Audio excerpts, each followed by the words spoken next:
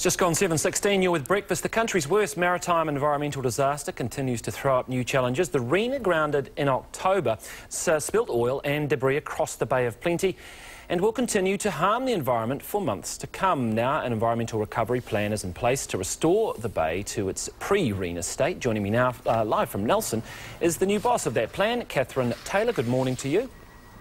Good morning. Listen, tell me, we're not talking about the salvage here, we're talking about the environmental impacts. What are some of those impacts? What are the risks and the factors that you're going to be looking at? Well, we know that when oil impacts on the beaches and shorelines and the rocky shores, that it affects the environment. It gets into the sand, it also affects the kai moana. And what we will be doing is monitoring those effects because we want to restore the environment to its pre-Rena state. Can you actually do anything to, fix it, or do you just have to wait till it comes, through the system? Well, when Maritime New Zealand responded to the spill, there was a lot of work done to clean up the oil. What we do know, though, is that there is oil still remaining in little particles in the sand, that the rocky shores are heavily oiled, and what we want to do is monitor how quickly they return back to their pre-Rena state. And do you have an estimate on how quickly that would be? No, but we will be comparing the response or the recovery in New Zealand with international studies following other oil spills. So, for example, we know in Australia that following the Pacific Adventurer oil spill, they estimate that the beaches there will take 10 years to remediate.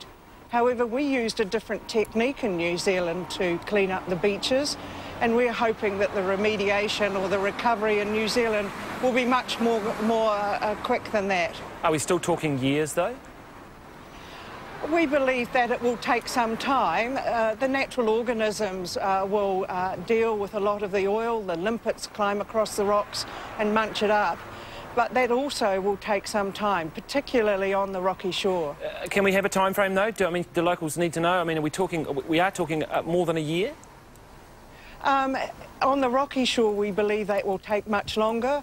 On the sandy beaches, people are actually using the sandy beaches. They're also collecting tour from the beaches. We know that it's safe to do that.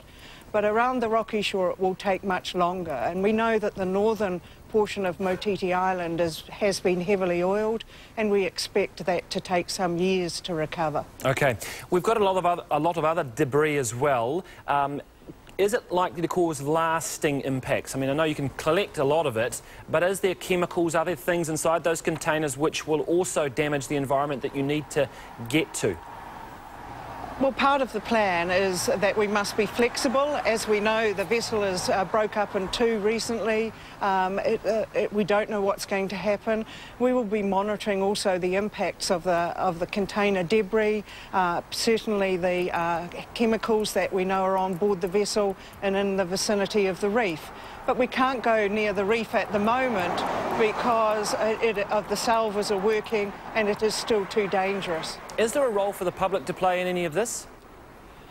There's been an enormous amount of local coordination and cooperation to get this plan together. The local government authorities and in particular the iwi leaders have worked together to pull together this plan, and they will continue to work with us. The iwi leaders are meeting weekly to discuss the issues around the oil spill, and we work very closely with them. The cooperation has been outstanding. Catherine, $3 million, is that enough money? You're resourced enough? At the moment, we still have to get Cabinet approval, but our estimate is that the program will cost in that vicinity, yes. OK, Catherine Taylor from the Rena Recovery Manager, live from Nelson. Thank you very much. Thank you.